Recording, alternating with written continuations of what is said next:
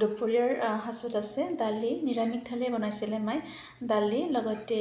squash ভাজি, আৰু ইপিনে আছে পাপৰ এখন সেকি লৈছোঁ, লগতে নেমু টেঙা আৰু জলকীয়া, আৰু ইপিনে দৈ আছে, দৈটো লৈ ল'ম, লগতে কল এটা লৈ লৈছোঁ,